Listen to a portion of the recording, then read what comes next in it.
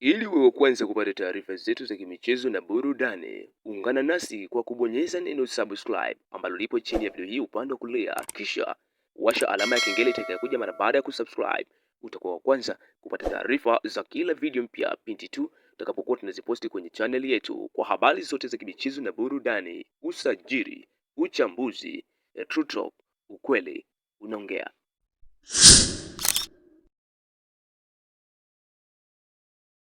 Hujambo na karibu sana mwanamichezo mwenzangu katika channel yako pendwa kabisa ya True Talk, na hapa huwa tunajadili pamoja na kuzungumza kuhusiana na masuala mbalimbali ya kimichezo,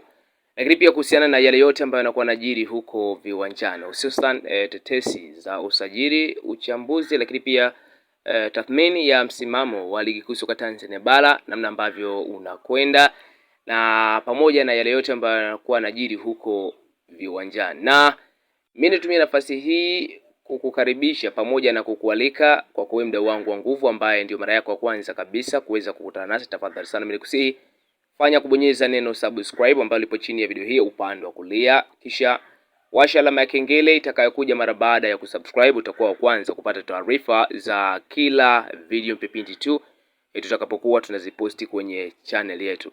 Lakini pia hii leo kuna moja kati ya taarifa kubwa ambazo niko nazo hapa mezani kwangu siku hii hapa leo. Natamani niweze kukufahamisha, na nafikiri pia tunafahamu mwenendo wa ligi kuu soka Tanzania bara kwa msimu huu wa mwaka 2025-26, na kiujumla yako mengi sana ambayo bado yanaendelea kulindima katika mitandao ya kijamii, na tukiwa tunaelekea kabisa mwishoni katika kutamatisha msimu huu wa mwaka 2025-26, huku tetesi mbalimbali za usajili zikirindima kwa kasi kwelikweli katika mitandao ya kijamii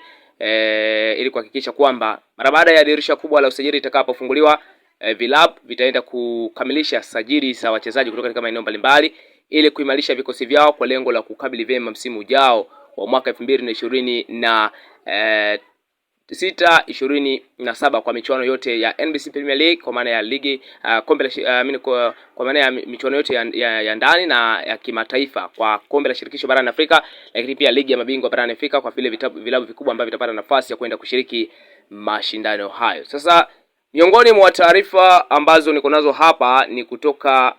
katika ofisi za CAF, zikiwa zimetoka kuripotiwa na moja kati ya waandishi wa habari nguli kweli. Hapa namzungumzia Mickey Junior Jeyala, ambaye ametoka kuripoti taarifa hii ikihusisha baadhi ya virabu ambavyo kwa msimu unaofuata wa mwaka 2026-27 vitakuwa na nafasi ya kutoa timu 4 kuelekea kwenye mashindano ya CAF kwa maana ya kombe la shirikisho barani Afrika, lakini pia ligi ya mabingwa barani Afrika. Akiandika na nitanukuu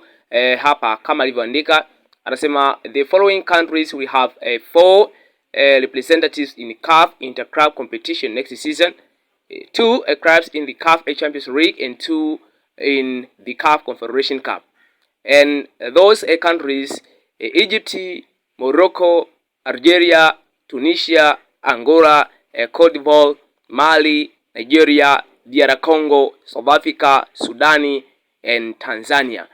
Hivi ndivyo ambavyo ameweza kuandika, na Tanzania pia ni miongoni mwa nchi ambazo zimepata bahati ama nafasi ya kutoa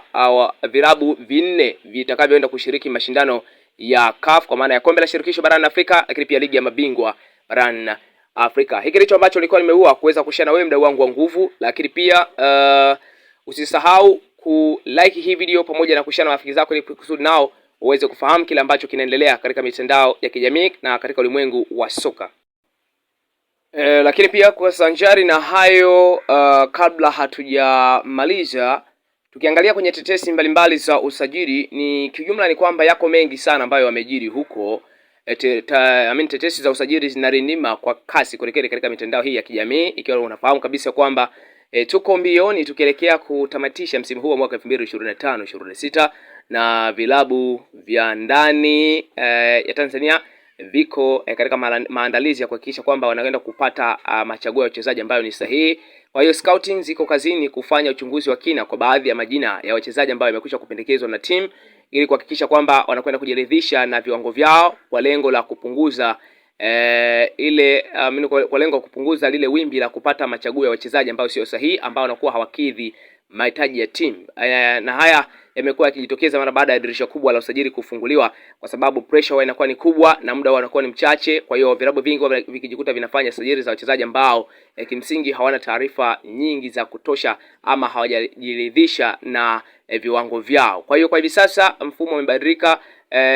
Scouting za vilabu tofauti tofauti zinafanya uchunguzi wa kina kwa baadhi ya wachezaji tofauti tofauti kutoka katika vilabu mbalimbali ili kujiridhisha na viwango vyao, kwa lengo la kuhakikisha kwamba wanapokwenda kufanya usajili wanakwenda kufanya usajili wa nguvu, lakini pia wanakwenda kupata machaguo ya wachezaji ambao ni sahihi watakaokidhi mahitaji ya timu